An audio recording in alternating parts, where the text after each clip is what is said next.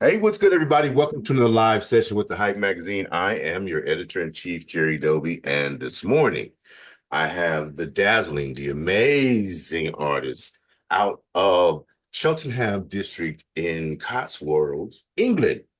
Her name is Noisetteya. She has a wild background. I won't call it crazy, but I will say wild. She came from the legal world to become an artist. Something struck her. I never liked the film Titanic myself, but something struck uh, her while watching it, and she did some research. But you've always been surrounded by art because your father was a tattoo parlor owner, so I guess it's not surprising, right? So, Mhm. welcome, Noisetteya. Thank you for taking the time with us all the way from England. I appreciate you so much. Thank you. And thank you. It's very, very nice to meet you, Jerry. And thank you for having me on. It's a pleasure. It's a pleasure. Okay. So I would like to first just have a little introspective and from the inside looking out, could you tell us how you see Noisettia? Oh, that's a difficult question. How I see Noisetteya is trying to understand life through art. That's how I see Noisetteya and trying to make art accessible and understandable and exciting for people. I like to tell stories with my art and interact with people that look at my art and try to make it more of a story than just a piece of art that you walk by and you interpret yourself. And you may overlook even. So Nausetia is more of, to me, more of a brand that's trying to um, use art for that purpose for me. Okay. So even though you're just now gaining worldwide recognition, since I say Mhm. worldwide because I'm clear across the ocean, right? So and I know that you have fans who come in on your lives and you discuss art on your lives, TikTok, I believe you do that. I follow you there, and I'm trying to learn more about art, but I'm just an old guy with bad feet and grumpy. And while I just want to look at it and say, wow, that's beautifully composed, I don't really understand maybe the story. So it's very helpful follow along with what you're doing. So you guys check her out on TikTok if you're an art fan. If you're not, get some more culture to yourself. Learn something. She's amazing. She's brilliant. So you started doing art and textiles in secondary school. Okay, so the education system here is different. Secondary school, is that our equivalent to maybe high school? We have Yeah. elementary, high school, then college. Would that Yeah, that's right. Yeah. okay? So you started art and textiles. Now, what is that combination? Is that like pottery and painting? That particular section? Mhm. No, so art was a separate lesson where we were doing all sorts of art, painting, drawing, and textiles was more fabric based, creating garments, pillowcases, things like Okay, that. okay, Learning how to use the sewing machine. okay. And you eventually went to college Mhm. specializing in fine art college, right? And you specialize illustration. So did you start with books to practice your technique?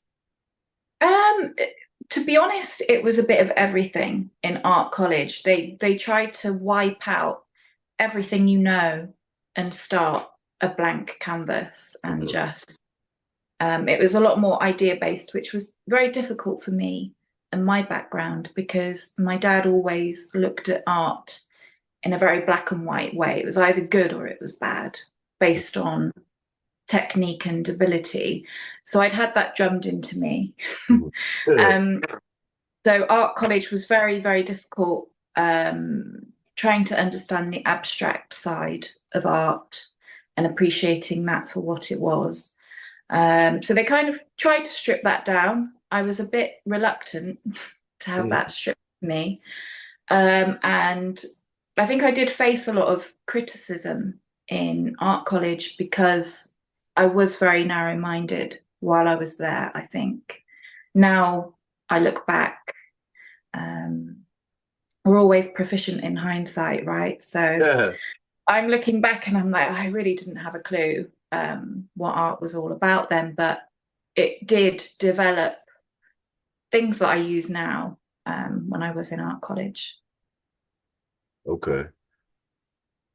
A diverse background, you know, with the, like you said, it's either good or it's not. Training from your father sounds like me. I apologize to my daughter now in advance. Uh, it's either good or it's bad. Um, and you worked alongside, okay, this is wild. You worked alongside your father also as a tattoo artist. I So did, yeah. you could not make a mistake. No. That's permanent, Jack. You're like, maybe I could do a cover up, but no, this is not good. The responsibility working alongside your dad, was that a stressful part of your artistic development as you move forward? And what made you strike out eventually on your own? I mean, understanding that you have your own style and your own thoughts about the craft. Yeah, tattooing was very difficult for me because I think before you go into it, you're interested in art, you think that it's going to be similar, but it's a completely different thing. I mean, there's a human body involved, there's blood involved, then there's the social aspect of being next to somebody while you tattoo them and making conversation and things like that. And then you have the added pressure, like you said, of it being a permanent fixture on their body. So I struggled with it all, to be honest. And then, my dad's watchful eye on me. And I really didn't enjoy it. It wasn't for me at all. And I'm a very squirmish person. So in the end, it was more so the blood that put me off. I mean, even the droplets and the fact that it just seems like, yeah, okay, while I have you here, I know this is not on topic, but so the needle, is it ripping or dipping into the skin? It is dipping. It's vibrating at high speed and it's going like this Hmm. whilst it's going inside. So, Okay. and Because, it's sort of pushing the ink into the skin. okay, it just hurts to me. And I felt like my skin was being ripped. And I'm like, I'm not doing that again. So I'm enjoying this. All right. You did the law firm thing, and I just want to know you as a person as well. And I apologize if this is not strictly art, but all right. So, because I was a paralegal here, and then Ah, a legal secretary, all I did was brief the cases, did the motions, research the motions and things, and send that up to the lawyer for him to review and present to the court, right? We don't actually get to represent um, or manage items directly with the client or with the police. And it says that you manage police station cases. mhm. What is that? This, I mean, what is the difference? I guess I'm just trying to learn about your entire world. And I'm greedy. So I will ask questions that maybe you weren't prepared for. I'm sorry. Um, Started as a legal secretary, Mhm. progressed to managing police station cases in a criminal defense um, uh, environment. And then you were training to represent clients. So you would have been an advocate actually in court. No, so it was, I think this is where the UK and America differ because here, when you're initially arrested, you have what we call a police interview, where you are interviewed about the crime that you have supposedly committed. And then in that interview, you are entitled to free legal advice. So I don't know whether you have that in America, because I've spoken to somebody from America before and they didn't really know what I'd done because it didn't exist there. No. So yeah, that's our first point. So that's where it's decided by the police whether the crime goes away, whether, you know, they just let them off, whether they make further investigations, whether Mhm. they bail them, or then whether it goes to court. So it's a very important part. But obviously, once they're arrested, we get a phone call. Well, we got a phone call when I was working there. And that's when we would attend and we would get the details of the crime. And then we would discuss it with the client, give them legal advice as to what to say or not to say during the interview. And then we would go into the interview with the client in the police station. Okay. So, No, nothing happens here or is supposed to happen here without an actual attorney. The attorney goes in and there's no level except for in workers' cases where a person maybe got hurt on the job, then a paralegal can represent them in administrative court in a workers' compensation case. But on a criminal case, no, it's always just the attorney. There's no overview. So, all right, now to the full time, the decision to turn full time. You're moving through interviews at law firms, and during the interview, um, found yourself staring at an image and of what the heart necklace from the Titanic, and that just kind of you said, "The heck with the law. I'm gonna go with my passion and art." So that was the benchmark moment that you made this final decision, like I'm going for this. yeah. I love it. That's beautiful that you're able to do that at such a young age. Amazing. With Yeah. responsibilities. You know what I mean? I Mm. took care of my mother for a moment and I wasn't able to kind of do that. But then I spent most of my time in the military. But you have a daughter and you get to teach her art from a whole looking at the world. Because as I understand it, your art is based on how you view actual circumstances in the world. It's a much more expansive view than the black and white or linear view, as you express, like the Just Believe, the angel painting. It said it was inspired by a moment of artistic inspiration, just walking around an art gallery. And how beautiful is it for your daughter to have the benefit of that kind of mom? Man, she's so lucky. Talk to me about Just Believe and this particular painting and how it segued into the next ones that you sent over. You have some amazing pieces. We won't talk about them all, but I gotta share you with the world. You know, they gotta see more than the beautiful face. Please break it down for me how these things um you were listening to Kanye West praise God, walking around the gallery and Just Believe was inspired. Talk to me about that experience. Yeah. So it was Freeze Week in London. I'd been invited by one of my artist friends, Anthony. And I met a few different people while I was there, and they were telling me to go and check out an exhibition in Somerset House. And I thought that they were going to come with me, but I found myself alone. Mm, And so I had my AirPods in. I was, as you said, listening to Kanye West, praise God. And there was some amazing art in there, really huge pieces that covered the wall. And yeah, I don't know, sometimes the artwork just comes to me in the most bizarre circumstances like this. And I just envisioned this painting on the huge wall of this angel holding her hand out. And I just had the image of Just Believe in my mind.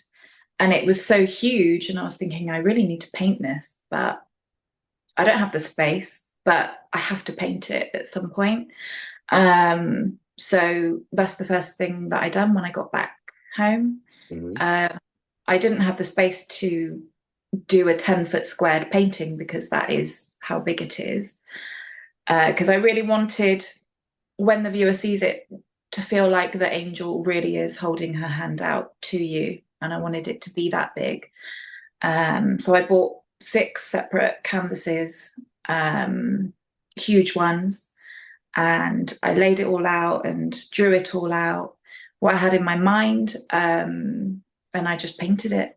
That's the Mm. first thing I've done. And I did listen to Kanye West's album the entire time to try and keep it fresh in my mind because I wasn't working from a photograph Hmm. or I didn't have any reference other than the image that came to me. So That kept it kind of pure, kept it, you know, just yours. You know, it came from your heart, your mental. For me, as I, in my layman's understanding of the process, you know what I mean? I'm just saying, wow, you've written a visual song from your heart and your mental vision. I like the story or the points.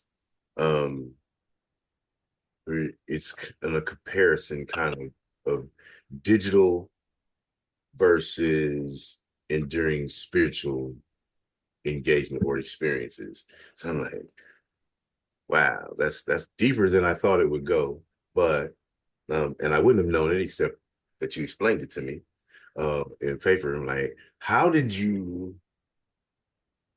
tie that together um and actually put that emotion, that thought, that feeling onto canvas? Like, basically, when did you know that one more stroke would ruin the masterpiece? well, the idea, I mean, I can't remember the exact name of the exhibition that I was at. I'll have to look that up because it was just numbers. But the entire exhibition was made up of Black artists. Mm, So all of the paintings I was looking at was of, predominantly Black people and African inspired art and things like that. And it was stunning and beautiful. And um, it caused me to reflect on race and inclusivity and, finally recognizing a lot of Black artists who are amazing. So that's where I think the ideas came together with listening to Kanye West, listening to him having such a religious song that then catches on with an audience. And it made me wonder whether it was the religious aspect of it that people liked, whether it was just the hype. And then obviously seeing all this Black art as well made me think of every race. And that was another element of this painting, was trying to include humanity and this divine experience and putting it all together with how deep are people actually thinking when they're listening to these songs, or whether when they see something like an angel coming from the sky, they're going to film it, are they actually going to be in the moment? So that was my thought process mm, on the whole thing. And to answer your second part of the question is I was painting it just with an image in my mind. And I found that very difficult as an artist mm, over the years because you never know how it's going to turn out because you have this image in your mind that's very vague. You don't exactly know what it should look like, you just have an idea. So it can either be amazing or it could really disappoint you. mhm, mhm. um, but I just done it until I felt like if I add more, I'll ruin it. Mm, And I can't pinpoint exactly when that is, but when I look at it as a whole, which was very difficult because it was six 6 pieces, canvases, yeah. um, when I looked at it as a whole, when it matched the image in my mind, that's when I stopped. Okay. So it was just more of a feeling like, got it. Walk away now. Was it a Yeah. difficult decision to stop? Because you got just one more. Did you have this internal struggle about adding something, or maybe you know changing a color or adding another? You know, I, sometimes when I'm writing a story, I'm I have this um, kind of like a songwriter. I want to move this comma. I want to move it. I want to move this word or add something else just to see if I could change the dynamic a bit. But when you're painting as an artist on 6 panels, if you continue to do that, you'll never be finished because maybe, on day to day, maybe your emotion changes or the feeling about what you're seeing changes, and you have to trust the process that you've done everything that needs to be done. All right. You have life-based art. You know, you're reading a book and mammal brain gets sparked. The tiger and the lady. Talk to me Mhm. about that one, because that's you know two different dynamics when you think about it. Yeah. So mammal brain, I love to learn about us as humans and our behavior, human behavior, why we do what we do, how we create things. So I always like to learn about different things, and then I either use that information or I don't, and it just adds to the bigger picture. Mhm. So I often listen to different podcasts, I read different books, and this one spoke to me a lot because reflecting on bad decisions that I've made in the past, I think that spoke to me a lot with the mammal brain because it's emotion led decisions Mm. and what we do when we don't think about things logically and we just allow our hearts to take us in certain directions. And that's what inspired Mammal Brain when I was reflecting on my own experiences and then what this neuroscientist had to say about the different parts of our brain influencing us. That image again, like just believe, just came to my mind, and I just wanted to paint it. Would it be fair to say you actually dream in color? Maybe, I mean, I don't know. It's really difficult to explain. It's Hmm. very difficult to explain when I just get it's like an idea, but in image form. Mm. Okay. If I apologize if I don't have a full understanding, but I told you at the beginning before we even began this, I don't know diddly about art, and I just know what I like to see. And if you were willing to talk about your art, I wanted to interview you about that. So I may ask some layman questions. I haven't done much more investigation. I was just trusting that we're going to have a organic engagement about your art, and that's what we're doing. So thank you for your patience. I'm having a great time listening to your motivations, because more than just the art and the creation of art, you're experiencing life and you're analyzing life and whatever other parts that you get to experience. My question is, do you ever get a chance to just breathe, or is art always have a grip on you? Something. Are you mentioned earlier on in the conversation about Angel coming down? Is someone going to film it, or are they just going to be present in the moment?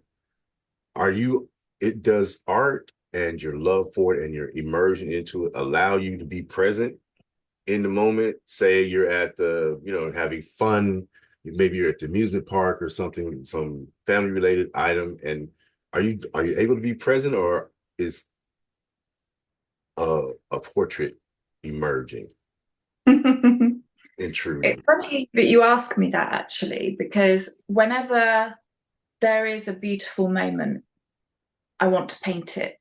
Mm, And whenever something happens, and I think now that I am an artist professionally and mhm, it's now my job, I get so many ideas constantly. And I have to filter them out and really choose which one because it doesn't take a day to do a painting. It takes a long time. Like I said, I have three paintings that I'm painting at the moment at the same time.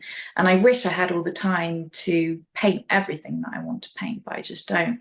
So yeah, it's really difficult to filter it out because I don't think I have a distinction between art and real life. mm, For me, life is art, and that's why I love it so much. And that's why I like to try to explain it in a way that might inspire people that ordinarily aren't interested in art, because I think that people like stories. And I could probably write books of stories about my art, but I have to whittle it down to a couple of paragraphs for, mhm. you know, uh, people's attention span on Instagram and things like that. But yeah, it there are very much blurred lines between life and art for me. Mentioned maybe writing a book and the difference between people who like yourself who actually read and um I don't want to insult anyone's dietary restrictions, but get all the juice out of the meat, so to speak. You know what I mean? Mhm. And those who just graze across something, the surface of something. If you were to write it out, it might take you a lifetime to finish. you Mhm. know?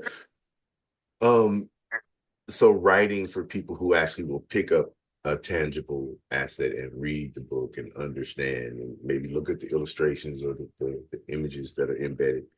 Um, Totally different audiences, I feel. You Yeah. some will have more of an appreciation. I'd like to take a crack at it. I swear to God, I would like, man, this would be such an amazing long form project to just understand the mindset of like an amazing artist. I like the images.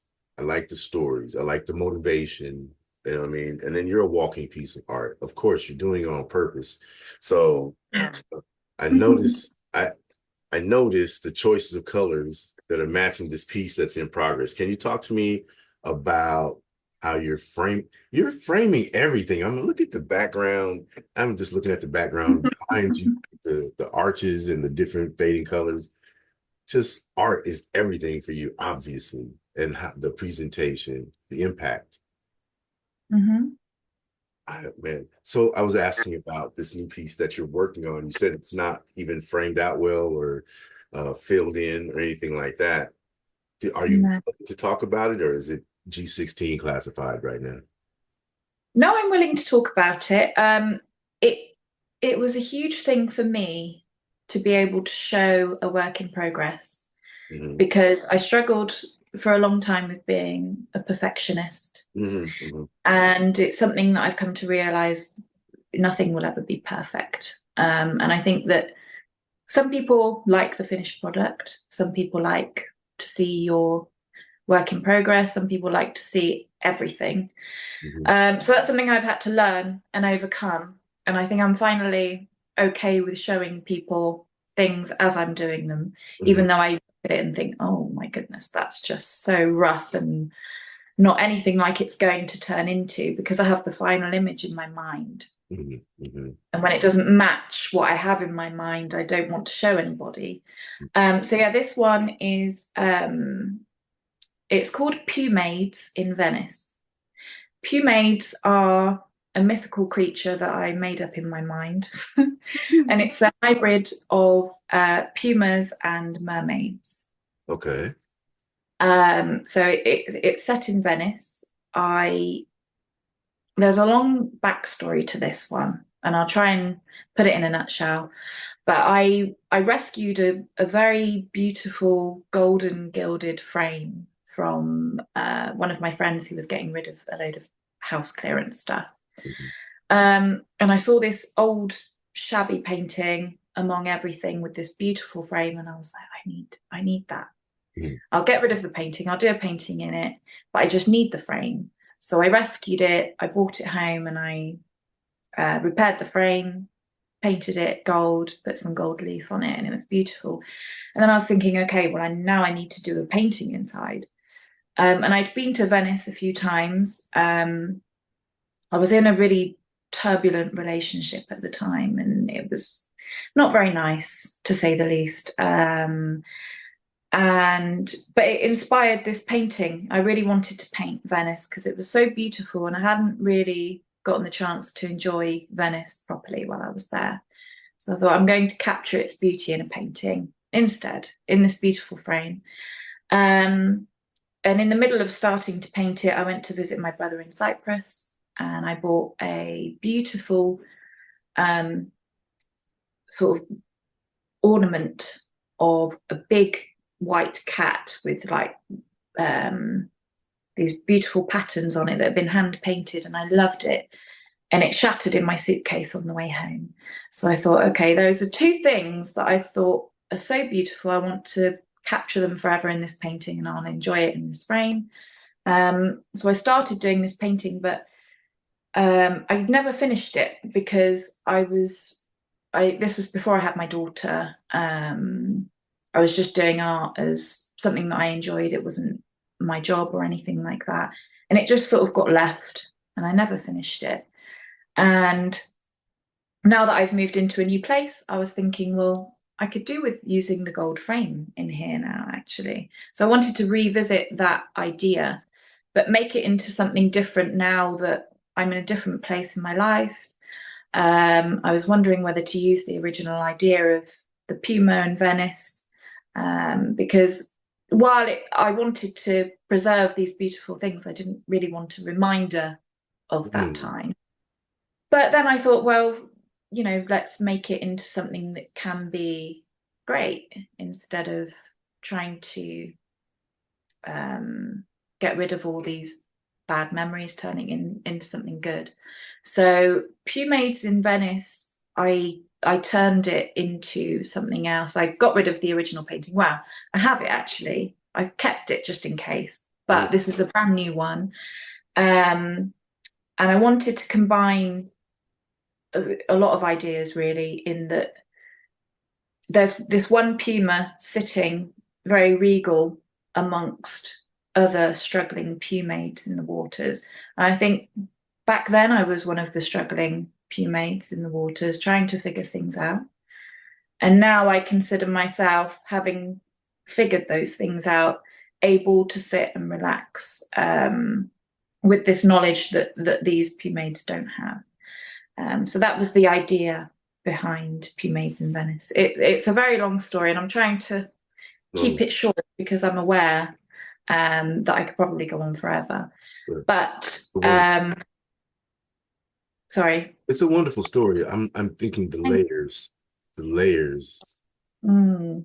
and the different nuances and some of the metaphorical stuff that you just told about. And I'm going, oh, what an incredible story. So continue until you're comfortable. Thank you. So yeah, it was really, I wanted to do an underwater scene as well to really capture Venice and the water aspect of it. So I have the pumades feasting on pearls underneath, which you can't see yet because I haven't really painted that bit. Right. And those pearls are the knowledge and the wisdom that they get in order to transcend the waters, the turbulent waters that I was in. And then above, I have a combination of lions and angels because I wanted sort of a Renaissance sky So I've sort of done these hybrid lions mixed with angels flying in the sky. Yeah, like a Michelangelo painting, of the angels in the sky. Um, but it's very difficult to see at the moment because I've literally done the underpainting and that's it.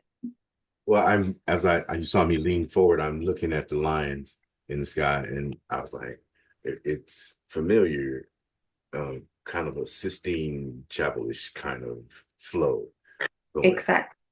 See, I'm not a total Neanderthal, but when it comes to art, but recommend some. I see some things. So the lions in the end are replacing the cherubs in Yeah. this instance. Oh, that's two. Look out now. Oh, I'm having so much fun with you. I promise. Thank you. Lions courage for someone who lived their life in uniform, before this. Um,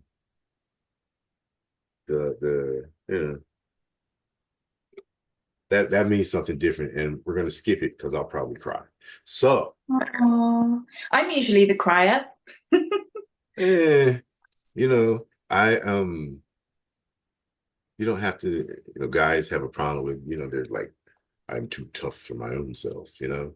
But Mm. I've been a soldier, and this talks about courage and overcoming fear. It's okay to be fearful, but it's what you do through that fear that creates the word courage. So um, that brings back a lot of visual, memories. So I'm going to pass on discussing that one, if you don't mind. Uh, yeah, if that's what you'd rather. Yeah, yeah, yeah. That one tugs Um, at my heart. Just know that you got my heart on I'm that. glad. Yeah, I was about to say I'm very glad because I get quite a similar response from men Mhm, with that painting. And it's funny because I had more of usually whenever I paint, it comes from a very female perspective because I'm a female and my thoughts are all female. And I really had men in mind with this painting mhm, um, because I think there are a lot of men who have so much courage and they have to overcome a lot more fear sometimes than women. mhm, And they have to fight a lot more with certain things. And they have sometimes a lot more responsibility or expectations of them mhm, that they have to break through. And that's why I used the lion sort of literally punching himself out of a wall mhm. because I wanted to show the strength of some people, but I did have men in mind. So I'm really, really happy that you've said that, even though I don't want you to cry or go into it. Hmm. I'm happy that it gave that response because sometimes I paint things with these things in mind, and I don't know whether that will translate to the viewer or how they interpret it. If they interpret it how I mean it to be interpreted. So I'm glad that it's summoned that emotional response. Very powerful. It's a perfect marriage between intent and perception from the receiver. I'll just say it that way. As beautiful. And you know, like I said, I spent most of I went into the military at 18 while other people were doing things. So um, you know, from Grenada to the Falklands to elsewhere, that's been my life up until 2013. So that encapsulated a lot of my life, just that piece and the explanation of that piece. So well done, not having known that I even existed. It's beautiful. Very, very beautiful.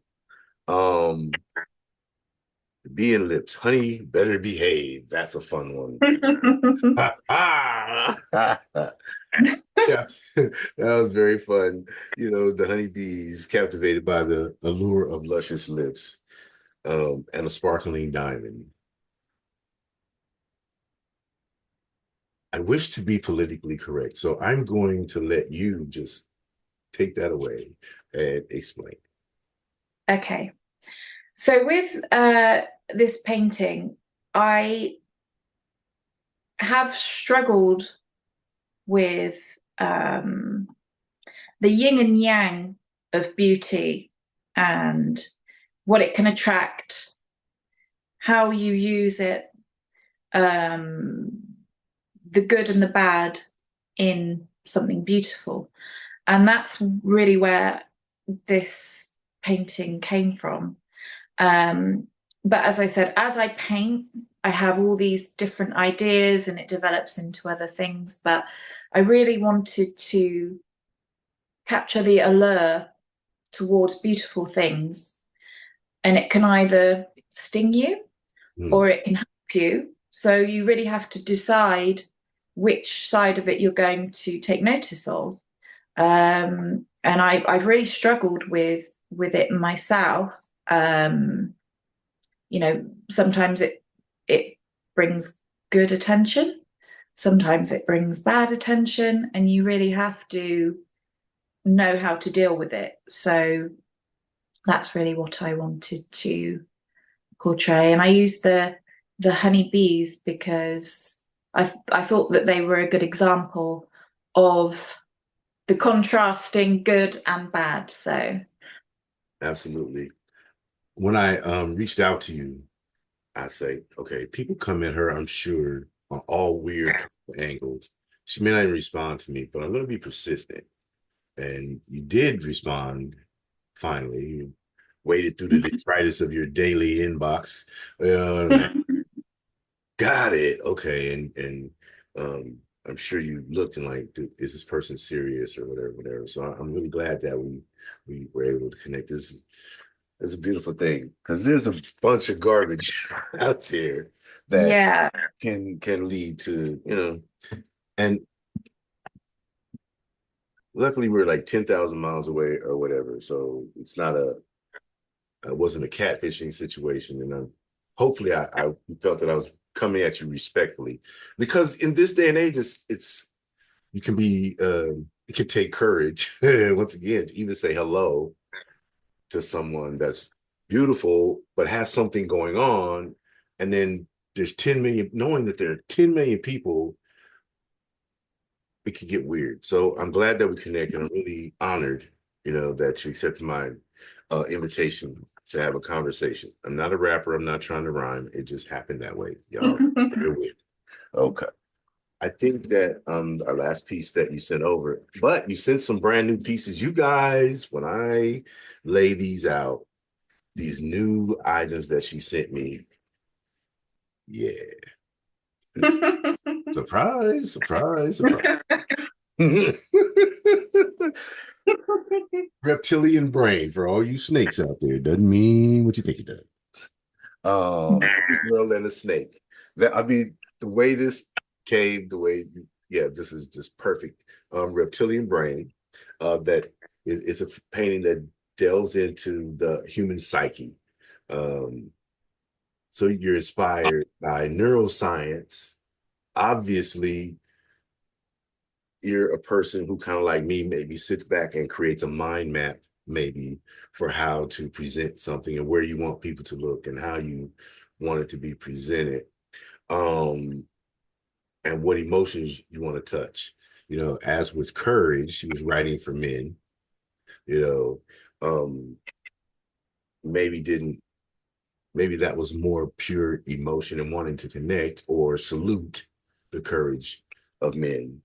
Whereas the reptilian brain is something a little deeper, a little more intense. Young girl and the snake. Will you tell us about it?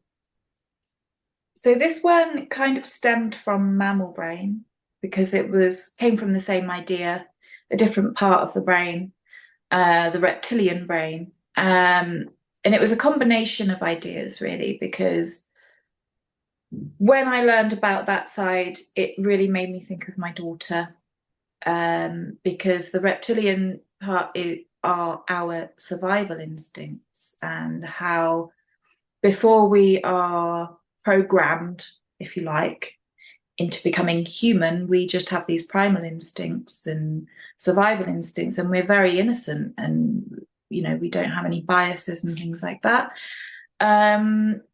So that's why I wanted to use my daughter in that painting, because she embodied everything that I imagined reptilian brain to be.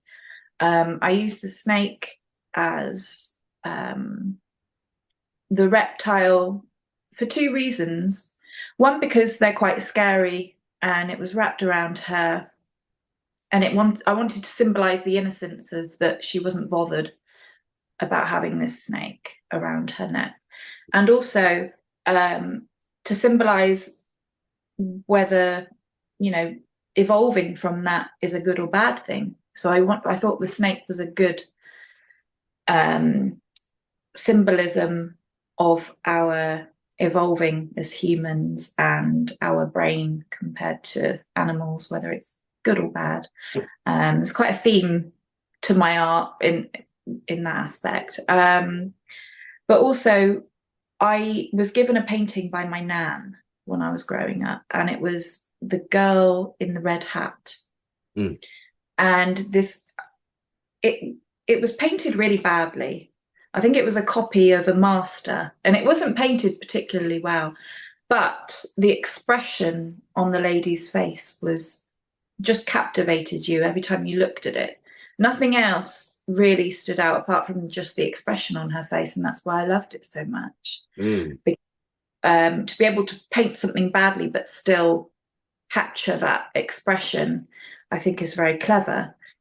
So I wanted to capture that same expression in my daughter's face in this painting, and then use this red headband that she became obsessed with, because it just reminded me of this innocent look in this painting that I'd grown up with. So it was a combination of those two things, and then using the innocence of a child to reflect those primal instincts. May I know what is the most fun for you in creating a piece? The most fun is when I get an idea and I am able to make it into a physical thing, and to be able to present it to other people to contemplate. Because as a child, I grew up being inspired by so many stories and pieces of art that other people had created. And I just feel it's such an honor to be able to inspire that in other people, or even conjure one emotion from something that I've created from my mind. That's what's fun for me and why I do it, because I understand how important it was for me growing up, and having those things that really made life meaningful. And you always reflect on those things and have those things that you can keep, those memories and the things that really inspire us or make life magical even. And I just hope that the ideas that I have and the paintings that I create can inspire that same feeling or conjure that same feeling in other people. Mm. Mm. That's what's exciting for me, is knowing how people perceive it, and just even the act of being able to do it is, I feel honored to be able to do that. Mm. When something hits you, do you do the oh my God march? Like I get a story and I'm going, oh my God. And I start pacing back and forth and I'm ready for my notepad to create the notes and things like that. Does that happen for you? That excitement? Yes, it does, especially when like paintings like Just Believe happen. I'm Mm-hmm. so like, I really need to get this out. It's going to be amazing, you know? So yeah, I do get that excitement. And one of the other paintings apart from this one that I'm working on was inspired in the same way. Mm-hmm. And I am very excited to get that one out, and Yeah. because it's a big one as well. So Okay. Is that a it's multi-panel as well, or just You're talking about large. And No, it's not multi-paneled or anything like that, but it is I think this one's 2 meters squared. So it's still fairly large. hmm hmm And I have it pinned up on the wall because I haven't got a canvas large enough for it to go on yet. Oh, okay. But it takes a long time, and I've actually transitioned from using acrylics to oils. Ooh. And that makes the process a lot longer. That's also why I'm doing three at the same time, because I start one, I do a layer, and then I go on to the next one, do a layer, the next one. By the time I've finished on the third one, that layer will be dry. So then I can continue that process. So what is the difference in technique between acrylic and oil? So acrylic is water-based paint. It's basically plastic Oh, okay. mixed with water. So it dries really fast. It enables you to work really, really quickly because it dries almost instantly sometimes. Okay. But that causes issues like the colors aren't as vibrant, and sometimes it's more of a hindrance that they do dry quickly because you're trying to blend them at the same time, and Mm, parts dry differently. And so there are pros and cons to it, but mainly it's that they dry quickly, so you can produce the work at a quicker rate. But with oils, it takes a lot of patience. There are rules to mm. painting oils you have to follow in order to make the most of the oil paints. And they're a lot smellier, the Yeah. oil. So, you have that to deal with, which you don't get any odor from acrylic paints. So it's different, but I've been meaning to use oil paints rather than acrylics for a long time. And I didn't have the opportunity because it takes so long. But now that I've done a certain amount of paintings, I have the freedom and the time to really take the time to sit and do the oil paintings, which is nice because the quality of the colors at the end are really worth it. Mm. So is a safety issue because you're talking about the smell, which means fumes. Do you have to wear a respirator or a mask when you're working with the oils to save your lungs? Uh, yeah, you probably should. I do have a mask. I do have a mask, but my studio, it doesn't have, it has like a fan. Okay. So I put that on as well, and I try and open all the windows to make sure that it all goes. But yeah, you probably should wear a mask because I don't actually know whether there are any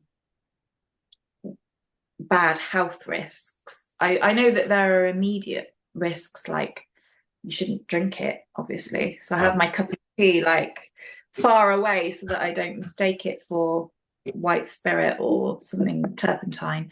But the smell is very, very strong. So you kind of, it's weird. You sort of get a bit of a sore throat whilst Mhm. you're doing it and things like that. But I don't find that it lasts for very long after I've come out of the studio.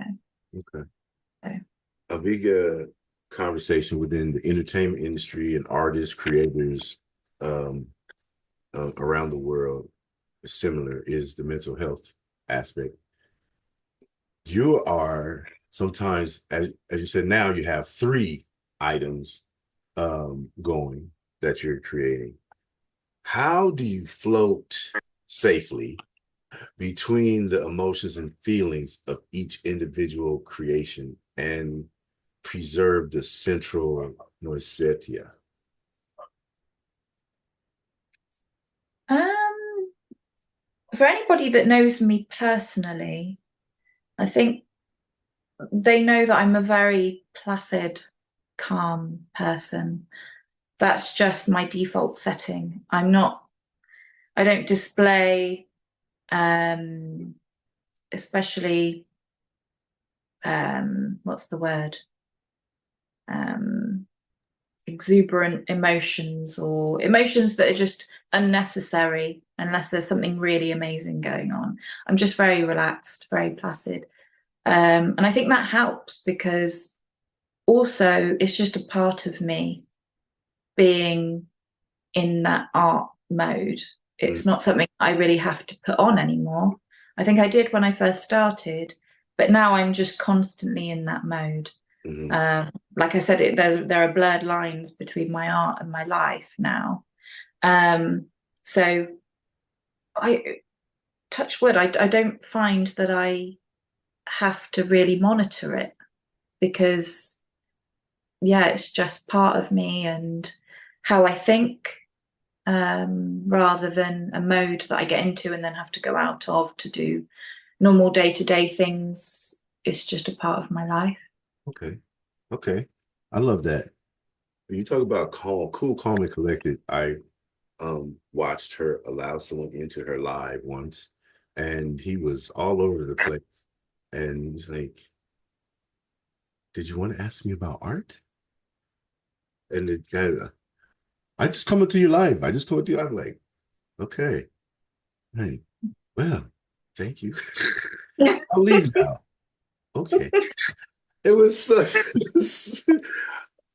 I'm going to see if I could actually download that clip if TikTok allows that to happen. I just, because to illustrate what you said about it just being, you're just that way, just mellow and not on drugs, you know, just that's just Mm. your normal way. You're not doing the Thorazine shuffle or full of medication. You just cool, calm, collected, and everything's just a part of your day-to-day life.